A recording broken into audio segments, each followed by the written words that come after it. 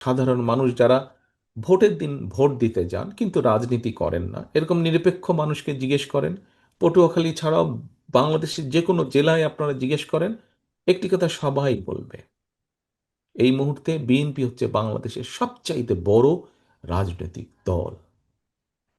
এই কথায় কোনো সন্দেহ আছে কারো? এই যে আমি যে কথাটি বললাম, এটা আমার কথা না, যে কোনো রাজনৈতিক দলের অন্য অন্য যত রাজনৈতিক দল আছে তাদেরকে জিজ্ঞেস করেন, তাদের সদস্যরা একই কথা বলবে। আপনি নন পলিটিক্যাল একজন মানুষকে জিজ্ঞেস করেন, তারাও একই কথা বলবে, এই মুহূর্তে বিএনপি বাংলাদেশের সবচাইতে রাজনৈতিক দল। এই যে বড় বড় হবার কিন্তু কিছু সমস্যাও আছে। সংসারের অন্য ভাই বোনরা অনেক সময় অনেক বিষয়ে ঠিক আছে, তাদেরকে ছাড় দেওয়া হয়, কিন্তু বড় ভাই বা বড় বোন বা বড় সন্তান যে থাকে, তাকে স্যাক্রিফাইস করতে হয়, তাকে অনেক কিছু মেনে নিতে হয়, তাকে অনেক কিছু ছাড় দিতে হয়। প্রিয় সহকর্মীবৃন্দ, একটু আগে আপনারা সবাই বললেন, একমত প্রকাশ করলেন, এটি আমাদের কথা না, এটি এখন সব ধরনের মানুষের কথা। বিএনপি এই মুহূর্তে বাংলাদেশের সবচাইতে বড় রাজনৈতিক দল। সহকর্মীবৃন্দর, বড় রাজনৈতিক দল হিসাবে আমাদের দায়িত্ব বড়। আপনি যেহেতু বাংলাদেশের সবচাইতে বড় রাজনৈতিক দলের সদস্য, সেই হিসাবে আপনি বিএনপির নেতাকর্মী হন, আপনি যুব দলের নেতাকর্মী হন, আপনি স্বেচ্ছাসেবক দলের নেতাকর্মী হন, আপনি ছাত্র দলের নেতাকর্মী হন, আপনি মহিলা দলের নেতাকর্মী হন, আপনি কৃষক দলের নেতাকর্মী হন, আপনি তাঁতি দলের নেতাকর্মী হন, অর্থাৎ জাতীয়তাবাদী দলের মূল দল সহ যে কোনো অঙ্গ সহযোগী সংগঠনেরই আপনি নেতা বা কর্মী হন না কেন, আপনি বিএনপির একজন নেতা এবং কর্মী।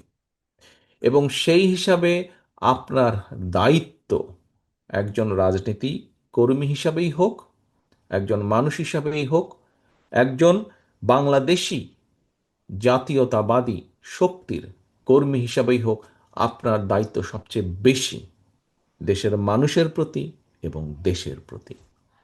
প্রিয় সহকর্মীবৃন্দ, অনেকগুলো বড় দায়িত্বের মধ্যে একটি অন্যতম বড় দায়িত্ব হচ্ছে বিগত 15 বছর এবং তারও আগে বিভিন্ন সময়ে যখনই হুমকির মুখে পড়েছে বাংলাদেশের মানুষের গণতন্ত্রের অধিকার, তখনই কিন্তু বিএনপি সোচ্চার হয়েছে। বিএনপি রাজপথে নেমে এসেছে, নেতাকর্মীর মাধ্যমে জনগণকে সংগঠিত করেছে এবং ধীরে ধীরে রাজপথে গড়ে তুলেছে আন্দোলন জনগণকে সাথে নিয়ে। প্রিয় সহকর্মীবৃন্দ, আমরা আমাদের বহু সহকর্মীরা যে গণতন্ত্রের প্রত্যাশিত গণতন্ত্রে প্রতিষ্ঠিত করার জন্য আমরা ধীরে ধীরে ধাবিত হচ্ছি, সেই গণতন্ত্রের দাবি আদায় করার জন্য, গণতন্ত্রের ভিত্তি রচনা করার জন্য গত 15 বছরে আমাদের 700-রও বেশি সহকর্মী জীবন উৎসর্গ করেছে। আমাদের হাজার হাজার নেতাকর্মী বিভিন্নভাবে পঙ্গুত্ব বরণ করেছে। আমাদের বহু নেতাকর্মী তাদের বহুজনকে হারিয়েছে, বহু অত্যাচারিত নির্যাতিত হয়েছে।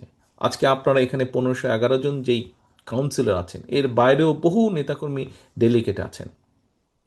আমার তো মনে হয় এখানে বোধহয় এমন কোনো মানুষ উপস্থিত নেই যার নামে না হলেও মিনিমাম একটা মিথ্যে মামলা নেই। এখানে নিশ্চয়ই প্রায় প্রত্যেকটি মানুষের নামে মিথ্যে মামলা আছে। এই যে পতিত পলাতক যে স্বৈরাচার, তার আমলে এই মিথ্যে মামলা দেওয়া হয়েছে। এখন প্রিয় সহকর্মী বৃন্দ, এই যে এত ত্যাগ, এত তিতিক্ষার পরে আমরা যে গণতন্ত্র প্রতিষ্ঠার দিকে ধাবিত হচ্ছি, এই গণতন্ত্রের ভিত্তিকে যদি শক্ত ভিতের উপরে প্রতিষ্ঠিত করতে হয়, সবচেয়ে আগে এগিয়ে আসতে হবে বাংলাদেশ জাতীয়তাবাদী দল বিএনপিকে, তথা আপনাকে এগিয়ে আসতে হবে।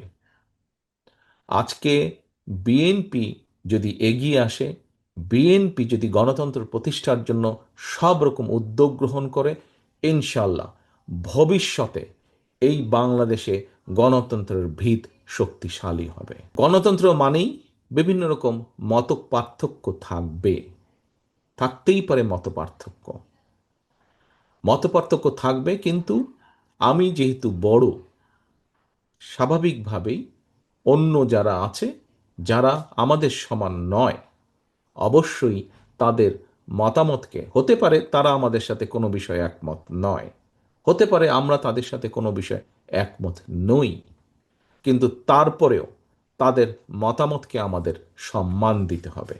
তারপরেও তাদের মতামতকে আমাদের শুনতে হবে। তারপরেও সকলের সাথে আমাদেরকে বসতে হবে, আলোচনা করতে হবে। সকলের সাথে বসতে হবে, আলোচনা করতে হবে। আলোচনার মাধ্যমেই সমস্যার সমাধান করতে হবে।